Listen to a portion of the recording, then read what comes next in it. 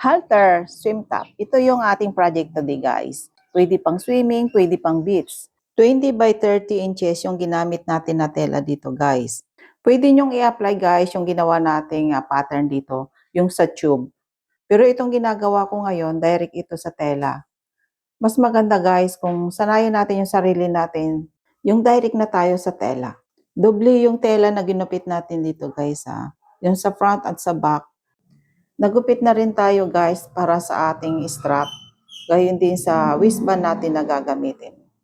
Lagyan na rin natin ng design dito sa kilikili, gayon din sa dibdib, guys. Ngayon, guys, nakat na natin yung mga part natin para sa ating halter swim top. Next natin gagawin ay tatahiin na natin. Sa loob natin, ilalagay yung tahi natin, guys, para hindi makita yung dugtungan ng front and back. Yehey! Gawa na ang ating haltered swim top. Okay, guys. Maglalagay tayo ng plastic boning, guys, sa ating tube blouse. Tahiin muna natin yung gilid, guys. Itong ginawa natin, baliktaran na ang tela nito, guys, ha. Para yung loob, doon na natin ilalagay yung kanyang padding. Isusunod na lang natin ang paglagay ng skirt, guys, kapag tapos na tayo naglagay ng plastic boning. Yung ginamit natin plastic boning para sa ating tube blouse ay 12 inches, guys. Ayan. Yung sa likod, sa back, dalawa yung nilagay natin kabilaan. Then, sa harap din, dalawa din. 1/4 lang yung laki ng ginawa natin, guys, na lagayan ng ating plastic boning. Hindi kailangan maluwag, guys, ha. Yung tama lang na magkakasya yung boning na inilagay natin. Isiksik lang natin siya ng maigi. Then, pagdating naman sa dulo niya, magtira tayo ng pagitan para pag tinahay natin, hindi tatamaan ang karayom ng makina, guys. Ilagay na rin natin yung padding sa loob, guys, before natin tahiin yung baba. Kailangan i-double lang natin ang pagtahi sa may bandang baywang para yung plastic boning natin hindi siya lumalabas. Matigas itong plastic boning, guys, kaya kapag manipis ang tela mo, lalabas talaga ito sa tela. Kaya kailangan hindi siya lumusot. Sa pagtatahi natin, guys, kailangan natin talaga yung malikain. Masipag, sa dagdagan talaga natin yung tiyaga at pasensya. Para yung tinatahi natin naman, magkaroon ng magandang resulta. Maibigay natin yung disenyo na talagang kailangan.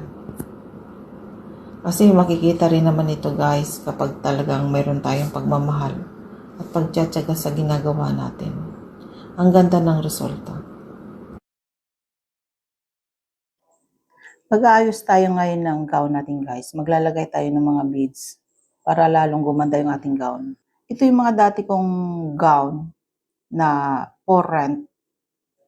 Pero halos hindi siya na rentahan talaga eh. Kumbaga hindi talaga to na rentahan, na stock lang. Ngayon aayusin natin. Ito yung binanggit ko sa inyo na i-remodel natin. Kasi ang gaganda ng mga tela, guys. Tingnan naman ninyo yung tela, oh. Talagang maganda. Kaya nakapanghihinayang kung may stock lang. Baka may gustong bumili o gustong parentahan, pwedeng-pwede ito, guys. Ipit natin siya sa mannequin.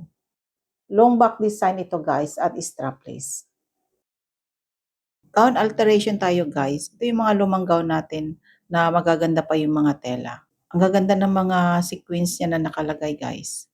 Tapos ito meron siya mga bulaklaki na mga decoration. Halos napipina. Ayusin natin ito. I-redesign natin ito, guys. Ito kung makikita niyo, guys, oh. Long gown design, guys. Ang haba talaga nung nasa likod. Kaya plano kong bawasan. Then itong mga bulaklaki niya na decoration sa likod, ayusin natin to para gumanda. Yung harap niya above the knee.